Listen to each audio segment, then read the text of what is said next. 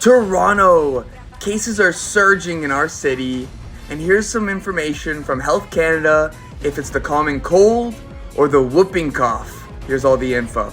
Cases of whooping cough in our city of Toronto have increased steadily this year. Toronto Public Health has confirmed 113 confirmed cases of whooping cough this year. And this is more than tripled in the 5-year pre-pandemic average of only 31 cases a year. Here's some more information from Health Canada on if it's a whooping cough or the common cold. Here's who's at risk of the whooping cough, and here's the best way to avoid the whooping cough this year. So Toronto, if you've been affected by the whooping cough, let us know below. Help us out.